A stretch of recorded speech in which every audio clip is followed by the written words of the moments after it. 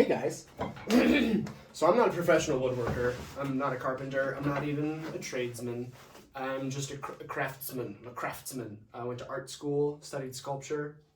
I have a business installing and maintaining competitive diving boards, so I know how to rinky-tink with things a little bit. But instead of telling you how to start your business, because I really only know myself, I'll tell you how I started mine. It started with an idea.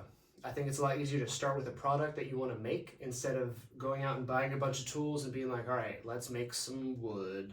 That's overwhelming, and you're going to have to go back out and buy more tools because once you narrow down what you want to make, you're going to have to buy tools for that, probably. So figure out what you want to make first. Step one. If you don't know what you want to make and you just haven't gotten there yet, do some research. Like I said, go on Etsy, see what the most popular wood product sold is, see what people are buying, see what people are interested in, see what they're searching for. Look at the highly rated shops on Etsy, stuff like that. Etsy is really great. Other places like Google, you could try Google, Facebook Marketplace. See what people are buying, what's the most popular wood product on Etsy, stuff like that. So figure out what you want to sell, and then get on YouTube like you're doing, so good job, and figure out how that's made. What does it entail? And then you can go get those tools and make that thing. And now you spend a bunch of money on these tools to make this one thing, but those tools can do a billion other things. So it's investing in yourself and your business, right? Everything that I've learned has been out of necessity. So I decided it was necessary for me to have a honey pot. Or my sister was like, I want to make a honey pot. And I was like, that's a great idea. I need a lathe. So I want to make this honey pot. Okay, what do I need? I need a lathe. I need some chisels. I need some sandpaper. And I got to figure out how to make a sphere. So YouTube, right? And that's basically how I got started. Once you figure out what you want to make, and you've got some tools how to make it, and you've watched some YouTube videos, then it's time to start. You gotta grab a piece of wood and start doing, because there's a lot of questions that you're gonna have once you start actually using your hands that you wouldn't have come up with when you're doing it all in your head.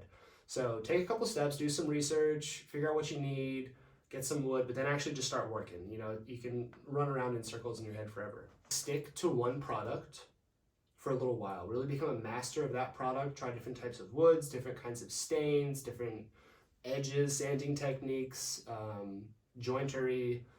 There's so many different ways to do things. So I would say pick one thing, like a shelf or a table or a honey pot, and get really good at that, and you'll develop all these different skills, and it'll be a lot easier then for you to go and learn something else, as opposed to like trying to build a table, and then right after that trying to build a chair, and then right after that trying to learn to lathe, and then right after that trying to learn to miter, or whatever.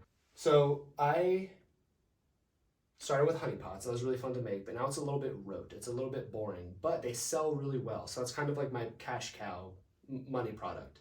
It's not the most exciting thing for me to make anymore because I make them all the time, but they sell really well, and that's really good. And I need money in order to make other passion projects. So you got to find the middle ground between your passion projects and your money cow. You can't just do your passion projects, because if they don't sell, then you don't have any money, and then all your love for your passion is getting dwindled by the stress of money. You can't just stick to your cash cow, because then you're going to get bored, and all the love of life is going to dwindle, and you'll just be a Scrooge searching for money through product. And so you got to meet halfway. You got to have a product that sells well and is relatively easy to make, that you know pretty well. And then you got to have your inspirational creativity passion projects. And hopefully they both sell really well. And they will. They will sell really well. I'm putting it out there. Did you hear that? They're selling. I like how I made a YouTube video, and one of my recommendations is to go on YouTube and look at videos. Is this even helpful? Don't sell yourself short. Some of the prices for like my vases are high. I know they're high. I couldn't afford them myself if I was going to buy a vase, but they took a really long time to make, and I was so meticulous about making them, and that's what I think it would be worth. It's like, what I think of is like I love this. It's not even done. It's not even finished. I didn't even stain it, but I love this. Like, how much do I love this? Like, would I let it go for $50? Definitely not. Would I let it go for like $300? Yeah. Would I let it go for like $200? Yeah. would I let it go for like $110? No. So it's like how I find what the price is. Like you look at a piece and you remember how long you spent on it, and you think about how much you love it, and then you come up with the price. What would you not let it go for? Is kind of a good place to start. Like I would feel bad if I sold this for $100. This took a long time to make, and it's expensive, beautiful zebra wood, and it's not even done, but it's special. And you'll find your audience. You don't want to start selling things right away as soon as you post them. That means they're probably not priced right. And you'll have some imposter syndrome. Like I'm still pretty new to woodworking, and I still feel like, oh, this is like a high price.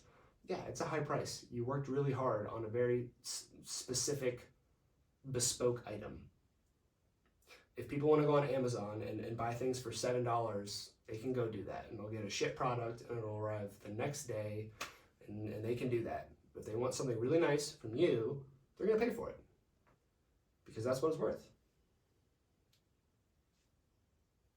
So don't sell yourself short. Don't be afraid to put up a big number. It should be a little bit more than you're comfortable with. I don't know if I can, like 50 is maybe the most. Sell it for 60. Put it up for 60. What's going to happen? Someone's going to buy it. And the price will dictate the quality of the item. Like there's people out there looking for cheap stuff, and there's people out there looking for nice stuff. And the people out there looking for cheap stuff are going to get cheap stuff. And the people out there looking for nice stuff know that it's going to be expensive, and they understand that cost value thing, business.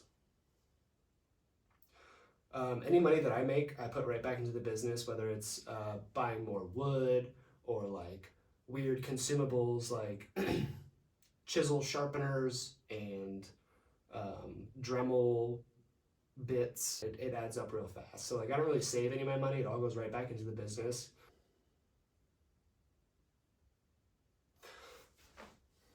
Start an Instagram, document your process. People love to see people grow. And it's also really cool to look back and see how you've grown. Looking back at things I made a couple of years ago, it's like, oh my God, I was so proud of that.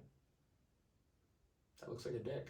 When it comes to sales, be patient. It's not going to happen right away, mostly because there's a lot of wood stuff out there, and it's like starting an Instagram. Like, you're not just going to get followers right away.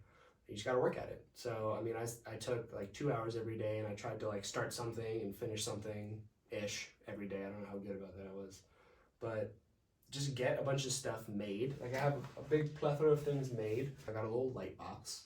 Make an Instagram and start promoting your stuff. I hope that was helpful. I think that's all. I think that's everything I have to give. Yeah, I hope you do it. I hope you start this woodworking thing. That would be really cool. That's it. Love you guys. Thanks for watching. Hit the buttons, or live your life. I'll see you next time. Peace. All right, so I just took all these videos, and the camera was pointed up there at the ceiling. So I'll do it again. I probably shouldn't be making a how-to video on anything. I don't think that I know anything.